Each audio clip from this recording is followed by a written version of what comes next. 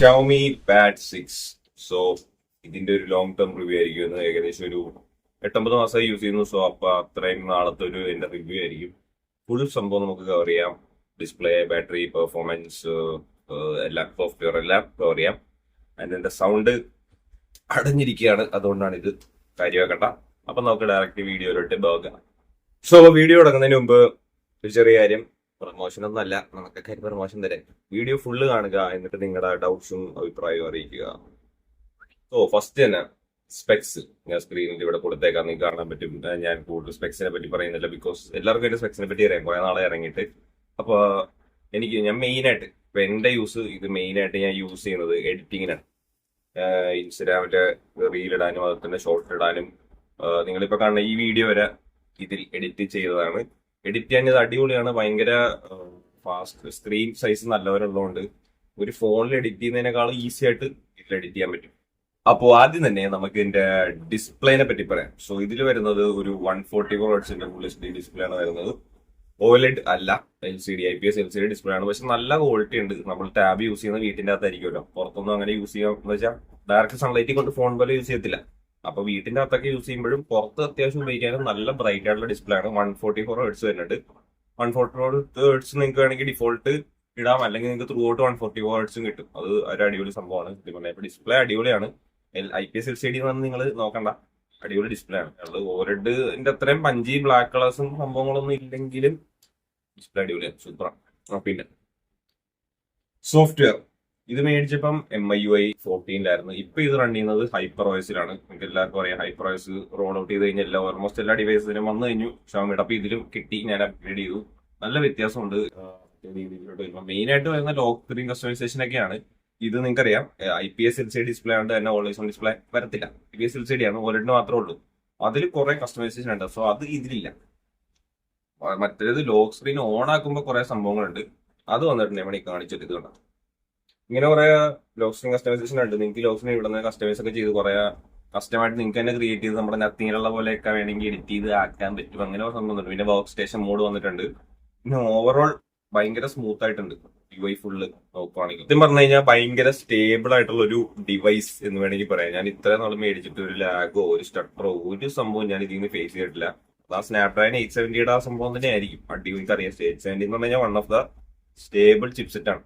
അത് തന്നെയാണ് ഇതിൽ കിട്ടുന്നത്. പെർഫോമൻസ് ആണെങ്കിലും എന്ത് ബാറ്ററി ബാക്കപ്പ് ആണെങ്കിലും എന്താണെങ്കിലും ഇതുവരെ ഒരു ലാഗോ സ്റ്റട്ടറോ ഒരു സംഭവം ഇതുവരെ എനിക്ക് കിട്ടിയിട്ടില്ല. One of the best bye ആണ് എന്റെ ഗാഡ്ജറ്റ്സിൽ വെച്ച് തന്നെ. 30,000 രൂപ താഴെ ഇപ്പോഴും ഞാൻ മേടിച്ചപ്പോഴും ഇപ്പോഴും ഇത്രയും നല്ല ഒരു പാഡ് വേറെ കിട്ടാനില്ല. 30,000 രൂപ താഴെ ഇപ്പോഴും എനിക്ക് തോന്നുന്നു 25 സംതിങ് എന്തോ ആണ് പ്രൈസ് എന്ന് തോന്നുന്നത്. ആ ഒരു പ്രൈസിന് ഇത് അടിപൊളിയാണ്. പിന്നെ ഇതിൻ്റെ കൂടെ നിങ്ങൾക്ക് കാണിച്ചു തരാം. ഇത് കണ്ട, ഇത് ഈ ഒരു സംഭവം കണ്ട, ഇത് പെൻ വെക്കാൻ വേണ്ടിയുള്ള സ്ഥലമാണ്. അത് സെപ്പറേറ്റ് നിങ്ങൾ മേടിക്കണം. പെന്നും ഉണ്ട്, കീബോർഡിന്റെ കണക്ട് ചെയ്യാനായിട്ടുള്ളതാണ് ഇത്. ഈ സംഭവം കണ്ട, പെന്നുണ്ട് കീബോർഡ് ഉണ്ട്. അത് സെപ്പറേറ്റ് മേടിക്കണം. പെന്ന് ഏതോ 7,000 കീബോർഡിന് ഏതോ 5,000 അത്ര എന്തോ ആണ് പ്രൈസ് വരുന്നത്.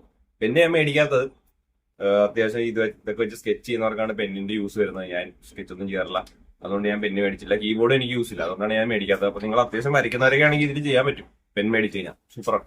ബാറ്ററി ബാക്കപ്പിനെ പറ്റി പറയുമെങ്കിൽ 8,800 if I am not wrong, അത്രയും വലിയ ബാറ്ററിയാണ് ഇതിൽ ഇരിക്കുന്നത്. ആൻഡ് 33 വാട്ടിന്റെ ചാർജറേ ഉള്ളൂ. ഒരു 1.5 മണിക്കൂറൊക്കെ എടുക്കും ചാർജ് ആവാനായിട്ട്. പക്ഷെ ബാറ്ററി ബാക്കപ്പ് അടിപൊളിയാണ്. നിങ്ങൾക്ക് വേണമെങ്കിൽ നല്ല യൂസ് ചെയ്ത് കഴിഞ്ഞാൽ ഒരു ദിവസം കൊണ്ട് തീർക്കാൻ പറ്റും. ഞാൻ തീർത്തിട്ടുണ്ട്. ഗെയിമൊക്കെ കളിച്ച് നല്ല പൊളിച്ച് യൂസ് ചെയ്ത് കഴിഞ്ഞാൽ പറ്റും. പക്ഷെ ഒരു നോർമൽ ക്യാഷ്വൽ യൂസറൊക്കെ ആണെങ്കിൽ 2 ദിവസം സൂപ്പറായിട്ട് ബാറ്ററി അടിപൊളിയായിട്ട് ഒരു പ്രശ്നവും ചൂടാവലോ അങ്ങനത്തെ കാര്യങ്ങളോ ഒന്നുമില്ല. അറിയാം, സ്നാപ്ഡ്രാഗൺ 870 പിന്നെ അടുത്ത് പറയുന്നത് 870 ആയതുകൊണ്ടാണ് ചൂടാവലില്ല, ഓവർ ഹീറ്റിംഗ് കാര്യങ്ങളൊന്നുമില്ല. സ്റ്റേബിൾ ത്രൂ ഔട്ട്, നല്ല സ്റ്റേബിൾ ആയിട്ട് പെർഫോമൻസ് ആണ് ത്രൂ ഔട്ട് കിട്ടുന്നത്. പിന്നെ ക്യാമറനെ പറ്റി പറയാത്തത് നിങ്ങൾക്കറിയാം, ടാബാണ്, സ്മാർട്ട് ഫോൺ അല്ല. ക്യാമറ ഫോക്കസ് ചെയ്യുന്നത് ഡോക്യുമെന്റ് ഒക്കെ സ്കാൻ ചെയ്ത് ഫോട്ടോ ഒക്കെ എടുക്കാൻ അതിന് അടിപൊളിയാണ്. അല്ലാണ്ട് നിങ്ങൾ ഫോട്ടോ എടുത്ത് വീഡിയോ അങ്ങനെ ഒന്നും നോക്കണ്ട. വളരെ നോർമൽ ആയിട്ടുള്ള ക്യാമറയാണ് വരുന്നത്. ഫ്രണ്ട്ലി ക്യാമറ ഉണ്ട്, അത്യാവശ്യം വീഡിയോ കോളിനൊക്കെ യൂസ് ചെയ്യാൻ പറ്റും. പിന്നെ ഒരു സംഭവം എടുത്തു വരാണ്ട് ഇതിന്റെ ഓഡിയോ. ഇതിൽ തന്നെ ഡോൾബി ഓഡിയോ ആണ് വരുന്നത്. അത് നിങ്ങളൊരു ഡോൾബി യൂട്യൂബിലൊക്കെ പോയിട്ട് ഡോൾബിയുടെ ഒരു സംഭവം എടുത്ത് കേട്ട് കഴിഞ്ഞാൽ അറിയാൻ പറ്റും. സറൗണ്ട് എന്ന് പറഞ്ഞാൽ ഭയങ്കര അല്ല, കറക്റ്റ് 2 സ്ഥലത്തു നിന്ന് നമുക്ക് കറക്റ്റ് കിട്ടും. മീഡിയ കൺസംഷൻ അടിപൊളിയാണ്. സിനിമ കാണാനും അതുപോലെ തന്നെ ഓഡിയോ സൗണ്ട് ഭയങ്കര അടിപൊളി. ഇതില് നിങ്ങൾ സൗണ്ട് ഒക്കെ ഇട്ട് കഴിഞ്ഞാൽ പിന്നെ സാധാരണ ഫോണിലൊക്കെ ചുമ്മാ കേട്ട് കഴിഞ്ഞാൽ കലമ്പായിട്ട് തോന്നും. അത്രയ്ക്ക് അടിപൊളി സൗണ്ട് ക്വാളിറ്റിയാണ്. ലൗഡ്നെസിന്റെ കേസ് അല്ല ഞാൻ പറയുന്നത്, ക്വാളിറ്റിയുടെ കേസ് പറയുന്നത്. ഭയങ്കര ലൗഡ് അല്ല സംഭവം, സൗണ്ട് ഉണ്ട്. പക്ഷെ ഇതിന്റെ ഈ വരുന്ന ഔട്ട് ഭയങ്കര അടിപൊളി ഔട്ടാണ്, സൗണ്ട് ക്വാളിറ്റി സൂപ്പറാണ്.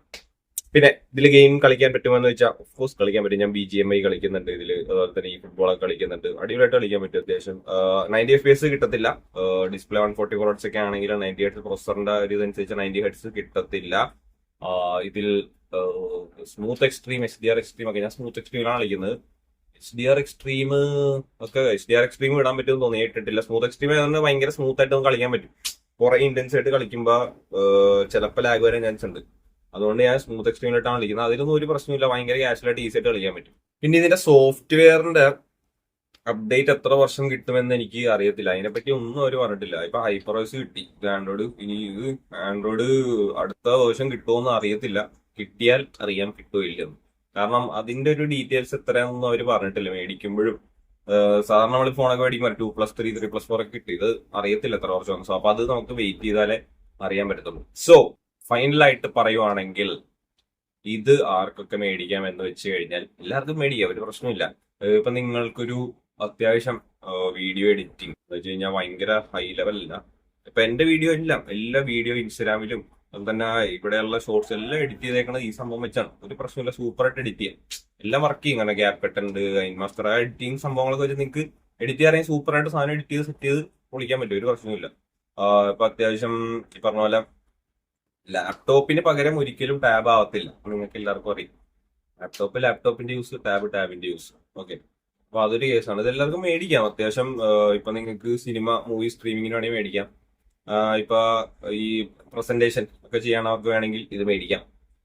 ഗെയിം കളിക്കാൻ മേടിക്കാം. സോ എല്ലാവർക്കും മേടിക്കാം. 30,000 രൂപ താഴെ ഭയങ്കര അഫോർഡബിൾ ആയിട്ടുള്ള സാധനം ഇപ്പോഴും ഇത് തന്നെയാണ്. പാഡ് 6 OnePlus ഒക്കെ പാഡ് 40 സംതിങ് വരും, 40 എന്തോ റേറ്റ് വരും. സോ 30,000 രൂപ താഴെ ഇപ്പോഴും ഇത് ഭയങ്കര അഫോർഡബിൾ ആണ്. സോ അപ്പൊ അത്രയ്ക്കുള്ള എനിക്ക് പറയാനായിട്ട്. കൂടുതൽ വലിച്ചിട്ട് ആരും വീഡിയോ കാണത്തില്ല, എനിക്കറിയാം. അതുകൊണ്ടാണ് ഇത്രയും. ഇത് തന്നെ ഇത്രയും കാണുമെന്ന് തന്നെ ആർക്കും അറിയാം, എനിക്കറിയത്തില്ല. സോ അപ്പൊ അത്രയൊക്കെ തന്നെ ഓൾമോസ്റ്റ് എല്ലാ പോയിന്റും ഞാൻ കവർ ചെയ്തെന്ന് വിചാരിക്കുന്നു. നിങ്ങൾക്ക് എന്തെങ്കിലും ഡൗട്ട് ഉണ്ടെങ്കിൽ കമന്റിൽ ചോദിക്കുക, അല്ലെങ്കിൽ എനിക്ക് ഇൻസ്റ്റാഗ്രാമിലും ചെയ്യുക. ഈ സെയിം നെയിം തന്നെയാണ്, ഞാൻ കൊടുത്തേക്കാം. സോ അപ്പൊ അത്രയൊക്കെ ഉള്ളൂ.